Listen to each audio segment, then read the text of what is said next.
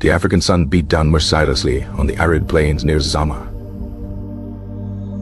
A sense of finality hung in the dry, shimmering air. Two colossal armies were converging for a decisive confrontation. The long and brutal Second Punic War was reaching its bloody climax. For 15 years, the Carthaginian general Hannibal Barca had ravaged the Italian peninsula. He had inflicted devastating defeats upon the Roman Republic at Trebia, Lake Trasimene, and most famously, Cannae. Yet Rome, bruised and battered, had refused to yield. A new Roman general, Publius Cornelius Scipio, had risen to prominence. Scipio had driven the Carthaginians from Spain, earning a reputation for brilliant and unconventional tactics. He then persuaded the Roman Senate to approve a daring strategy: invade North Africa and threaten Carthage directly. The gamble had paid off spectacularly. Scipio's legions won key victories, forcing the Carthaginian council to sue for peace. But as a last resort, they recalled their greatest weapon, Hannibal Turtis. He returned to his homeland after decades away, a seasoned but weary commander. Hannibal now faced an opponent unlike any he had encountered in Italy. Scipio had studied Hannibal's methods, learning from his enemy's genius.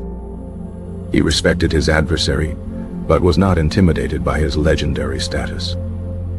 The two men met for a parley before the battle, a tense and ultimately fruitless negotiation. Hannibal, the aging lion, spoke of the fortunes of war and proposed terms. Scipio, confident and unyielding, demanded unconditional surrender. The die was cast. The fate of their empires would be decided by the sword. Hannibal knew his army was a shadow of the veteran force he had led into Italy.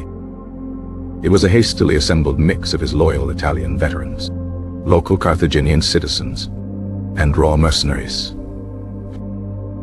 Scipio, in contrast, commanded a disciplined and battle-hardened Roman army.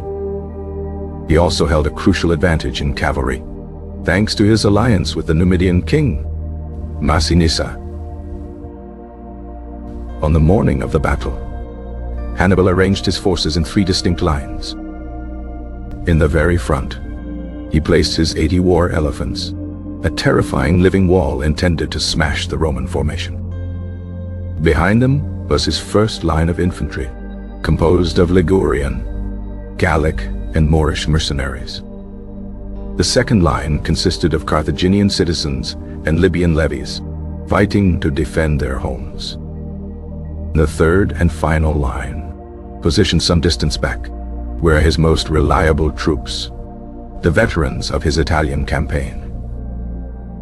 This was his ultimate reserve, the men who had followed him through fire and snow. Scipio, anticipating the elephant charge, arranged his legions in a novel formation. Instead of the usual checkerboard quincunx pattern, he organized his maniples into columns with wide lanes running through them. These lanes were concealed by skirmishers, the velites, at the front. His plan was to channel the charging elephants harmlessly through the gaps in his army. His superior Roman and Numidian cavalry, led by Laelius and Massinissa, respectively, were positioned on the flanks. They were ready to counter their Carthaginian counterparts. The battle began with a thunderous roar as Hannibal ordered his elephants to charge. The ground trembled under the weight of the colossal beasts. Roman trumpets and horns blared, creating a cacophony designed to frighten and confuse the animals. The Roman velites unleashed a shower of javelins, goading the elephants forward into the prepared channels. Some of the panicked elephants, wounded and terrified by the noise, turned back and crashed into Hannibal's own left flank.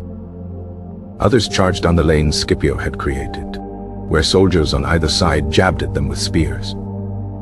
The elephant gambit had failed, causing more disruption to the Carthaginians than to the Romans. As the dust from the failed charge settled, the cavalry engagement erupted on the wings.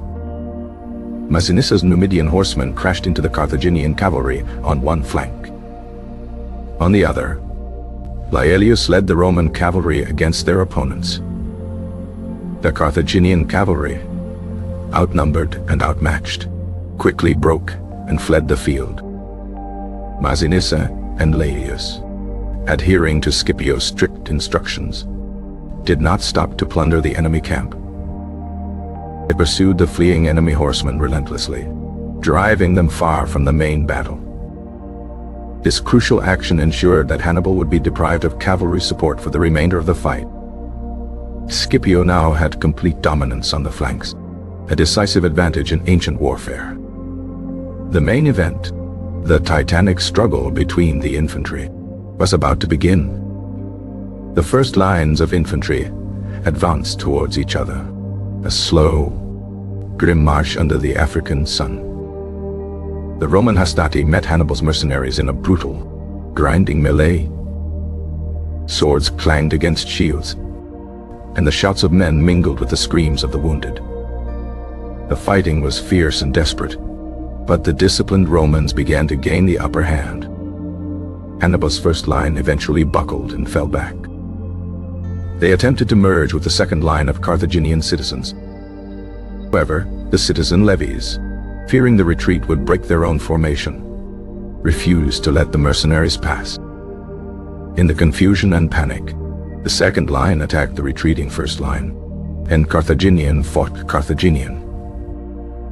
Scipio's hastati, seeing the chaos, pressed their advantage with renewed vigor. They methodically cut their way through the disordered enemy ranks. Hannibal's second line, already shaken, could not withstand the pressure and also broke. They scattered to the sides, leaving the field clear for the final confrontation. Now, only Hannibal's third line remained. These were the hardened veterans, the best soldiers Carthage had. They stood firm, a silent, disciplined wall of spears and resolve. Scipio halted his advance to reorganize his forces. He brought his principes and triarii forward, forming one single, long line of infantry to face Hannibal's last reserve. This was the moment the battle would be won or lost. The two elite forces crashed into each other with terrifying force. The struggle was the most intense of the day, a desperate clash of equals. For a long time, neither side could gain an advantage. The veterans of Italy fought with the courage of despair, while the Romans fought with the confidence of victory. The line wavered, first one way, then the other. The fate of the world seemed to hang on the strength of a few thousand men. Just as the Roman infantry was reaching its breaking point, a cloud of dust appeared on the horizon. The Roman and Numidian cavalry, having completed their pursuit, were returning to the battlefield. They smashed into the rear of Hannibal's unprotected third line, attacked from both the front and the back. The Carthaginian formation disintegrated. The battle turned into a slaughter. Hannibal's last line was annihilated. The Battle of Zama was over. Hannibal himself escaped the carnage, fleeing to Carthage. The defeat was total and catastrophic. Carthage was forced to accept a humiliating peace treaty, its military power forever broken. The Second Punic War had ended, and Rome was the undisputed master of the Mediterranean. Scipio returned to Rome a hero, earning the agnomen Africanus in honor of his great victory. Hannibal's legendary military career had ended in a final, crushing defeat on the soil of his own homeland. The sun set on the fields of Zama, now a vast graveyard silent save for the wind. The world had been remade. A new power had risen, built on discipline, resilience, and the genius of a general who had learned from his greatest enemy. The legacy of Zama would echo through the centuries.